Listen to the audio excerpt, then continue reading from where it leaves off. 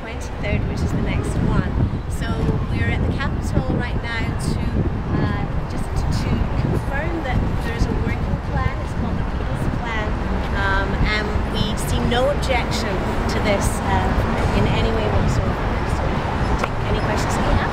Can we see else about the plan? Sure. So the details are, and I'm from Hawaii Education Matters, as you know, and this is SOS. The plan basically counts the furlough days as 21 days. There are 21 remaining furlough days. What we've done is we have taken the first 9 days of the year and asked the governor to release $55 million to pay for those. How the schools pay for that, how they use that money is up to them. $55 million, we believe, gets the schools opened for the next 9 days. The teachers 2 weeks ago agreed to give back 6 of their planning days, for which the entire community is really grateful, and we appreciate that. That takes care of 15 furlough days and gets the children in school on a 5-day week until March 2011. In March 2011, we really hope that the new governor will have sorted out the remaining 6 days. We have every confidence that the new governor will have done that. So we believe that this is a plan that has the entire support of the community, and it also shows some fiscal responsibility, because we do not want to use up all of the funds of Hawaii to take care of schools. We realize there are many, many other groups of people who need those funds as well, and we think that this plan demonstrates a fiscal and social responsibility. Think the governor will release the funds? I do. I believe the government has wanted to end furlough Fridays for a really long time. I think this gives a way out for everybody.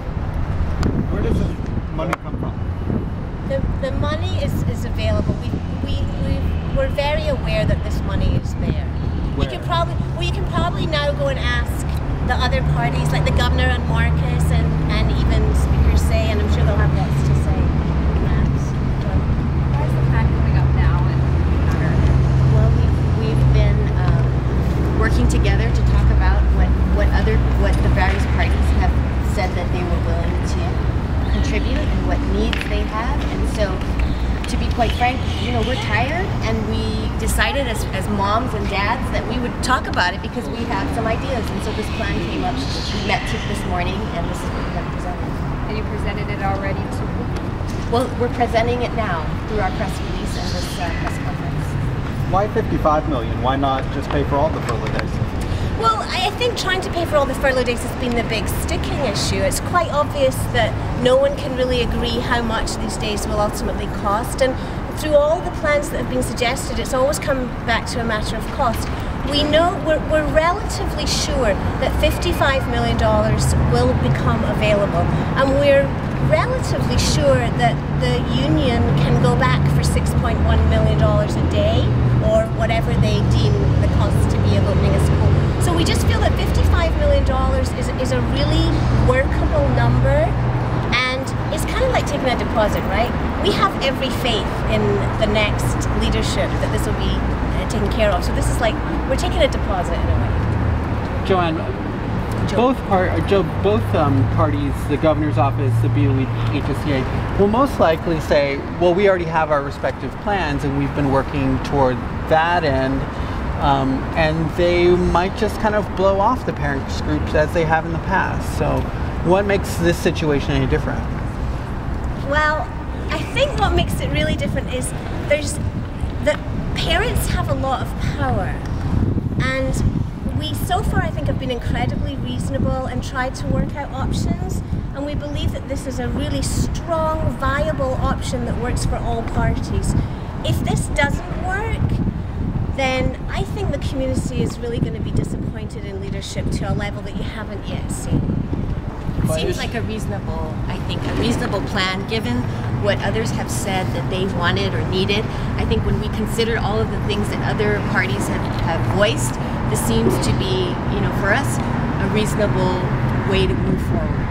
And by sending your press releases to the gubernatorial candidates, you really believe that this is something that parents will be voting on? Yes, absolutely. I think if there's one thing that's come out of this that perhaps you all know more than anyone, is that education is now a priority in Hawaii. I also think that when people see this as the people's plan, so we've had a union's plan, we've had a governor's plan, but this is really the people's plan. So So I think the gubernatorial candidates are going to be listening because they want to listen to the people. But I guess the difference is that the $92 million plan that the HSTI BOE came up with is a legally binding plan. This is a plan by people who have no part in the negotiation process. Right, so we have to rely on the fact that they will read this and perhaps think this is a good plan. We can go ahead with it. And also, you can go talk to them, yes? Yeah, I think They're also, waiting for you. I think also that maybe the community is looking to include community voices. So yes, there was a legal negotiation that went on, 92 million, but it didn't include parents. And so this one includes parents and our concerns.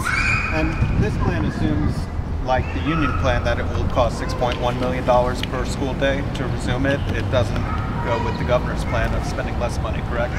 You know, I think what works with this plan is that there's an amount of money that hopefully will be released, and then we will rely on the unions and the teachers to go back to school and bring everyone they feel needs to be back in school for that money. But it is $6.1 million. I think part of the problem has been focusing specifically on things, but yeah, if you divide 55 by 9, hopefully it's thereabouts. Right. Which includes everyone in the system, right? Right. Which has been the other governor's sticking point, which is essential workers.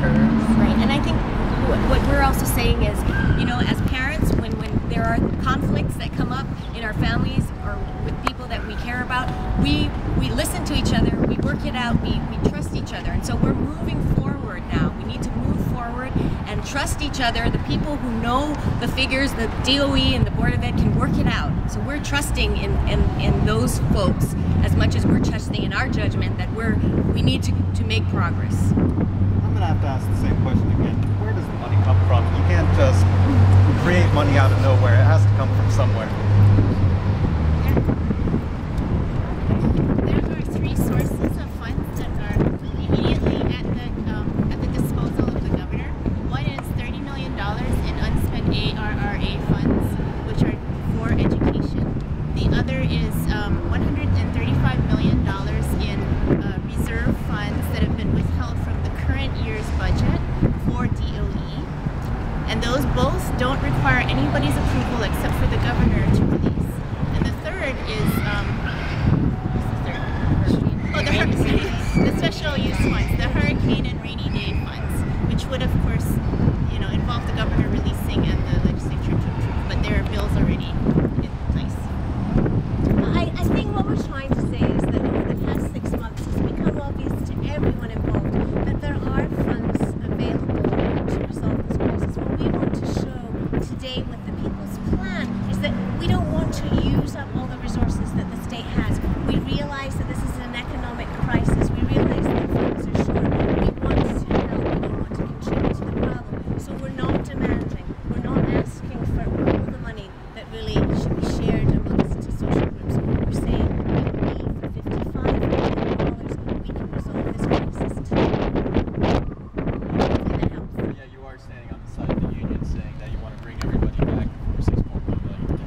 We're saying that we believe for $55 million, everyone can stand up and say, well, we did something to resolve this crisis and get the children back in school. It's really not a matter of taking sides with anyone, it's really not. You know, I'm sure you all have kids, right? I mean, they can argue a point to death. At some point you have to sit down and say, look, we love you. This is not working. Let's try something else.